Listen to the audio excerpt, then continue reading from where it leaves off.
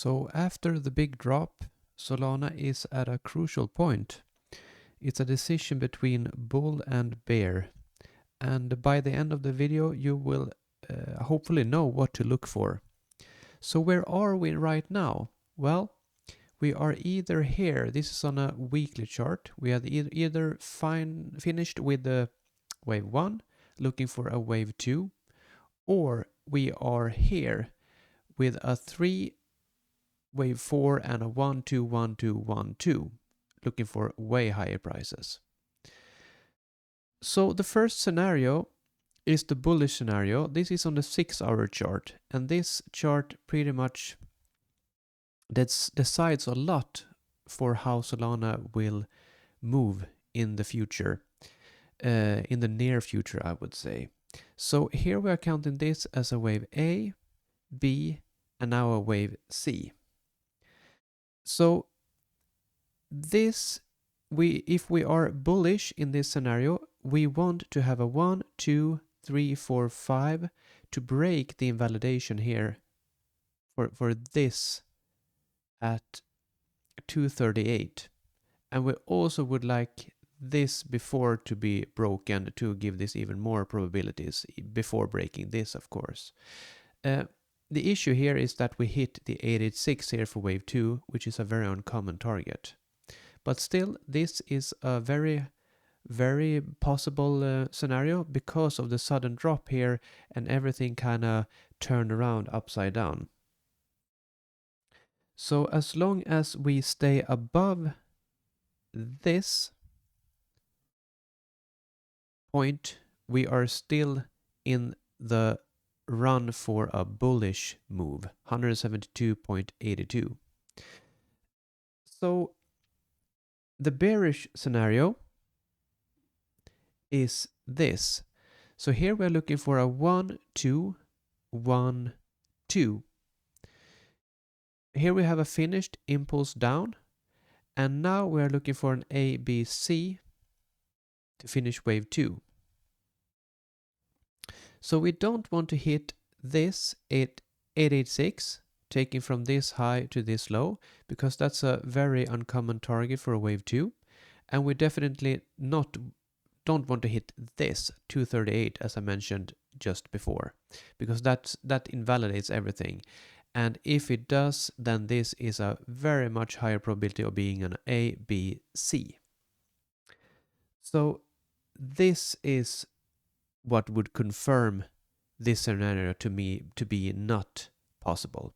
But as long as we are staying above, or I mean below, since we're bearish, below this 229.49 and below this line, we are bearish because we hit the 886 taken from this, as I mentioned before, which lowers the probabilities of being bullish.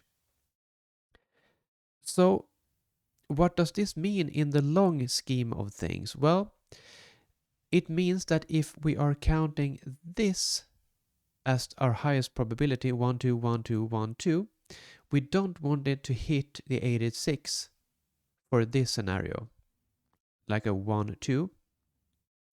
If we hit this, there's a lower chance of a 1, 2. And if we hit this, that's an invalidation for a 1, 2. And we can't really count 1, 1, 2, like an 1, A, B, C, because we hit the 161.8 here. So A, B, C has a very, very low probability, which means that we need to resort to this 1, 2.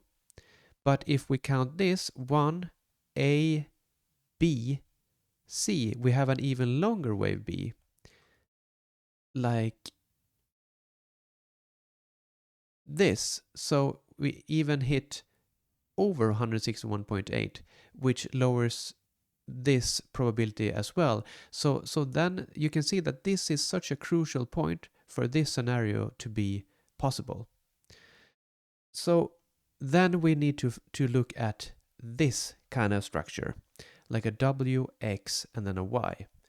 And the good thing about this scenario is that we hit the 70, which is a validation for a deep double zigzag correction. It's not a validation, but it lowers the probabilities of a deep zigzag. So then we are looking for a wave Y here. And since we had a zigzag in wave W, wave Y cannot be a zigzag. So we're looking for either a flat or a triangle.